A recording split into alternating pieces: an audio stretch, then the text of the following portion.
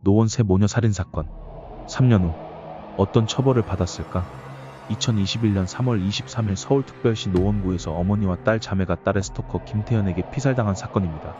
범인 김태현은 피해자의 모녀 가운데 큰딸인 A씨를 리그 오브 레전드를 통하여 알게 되었고 2020년 11월경부터 연락을 주고받다가 다음 해인 2021년 1월 초에 PC방에서 처음 만났습니다. A씨는 1월부터 김태현에게 스토킹을 당했습니다.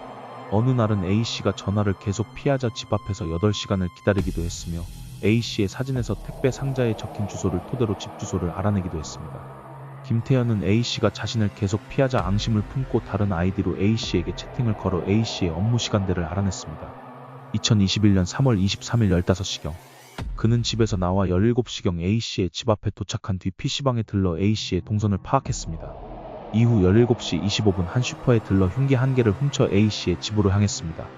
17시 30분경 A씨의 자택에 퀵서비스 기사로 위장해 찾아갔습니다. A씨의 여동생은 물건을 문 앞에 놓고 가라 고 했지만 범인은 마치 간 것처럼 하고서 조금 떨어진 곳에서 지켜보다가 문을 붙잡고 집으로 들어가 여동생을 살해했습니다. 이어 22시 30분경 귀가한 A씨의 어머니도 살해했으며 1시간 뒤 귀가한 A씨까지 살해했습니다. 3명을 살해한 김태현은 A씨의 카카오톡 대화 내용을 모두 삭제하고 자신의 팔을 칼로 그어서 시도를 합니다. 기절한 뒤 깨어나고선 집에 있던 맥주와 우유를 마시고 잠에 들었다 깨어나 칼로 찔렀습니다. 그러나 주요 장기를 건드리지 않아 다시 살아남았습니다. 3월 25일 A씨와 이틀째 연락이 안 된다는 A씨 지인의 신고를 받고 출동한 경찰이 현장에 도착하자 김태현은 자기 또 찔렀고 기절했습니다. 경찰은 김태현을 병원으로 옮겼고 수술을 받고 회복된 후에 조사를 받았습니다. 4월 4일 법원은 피의자가 도주 및 증거인멸 염려가 있다고 판단해 김태현을 구속했습니다. 4월 5일 피의자의 신상 공개를 요구하는 청원이 25만 명의 동의를 얻었고 신상이 공개되었습니다. 6월 1일 첫 공판에서 피해자 여동생과 어머니 살해는 계획하지 않았다고 주장했습니다. 그러나 작은딸의 휴대전화에서 작은딸을 살해한 후 피해자의 휴대전화를 이용하여 어머니에게 작은딸인 척답장까지 보내고 이에 찾아온 어머니를 살해한 정황이 드러나면서 계획 범죄일 가능성이 높아졌습니다.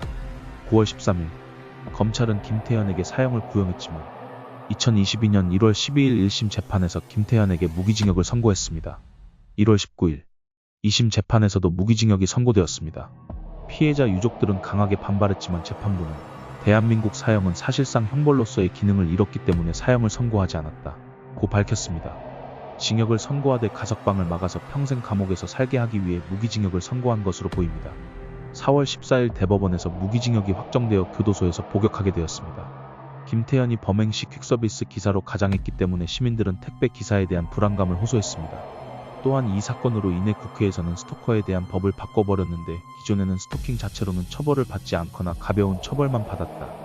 하지만 과거와 달리 스토킹 피해자가 경찰에 신고하면 경찰이 곧바로 스토커가 있는가 확인하러 출동하며 가해자를 긴급 체포해 끌고 갈 정도까지 강화되었다.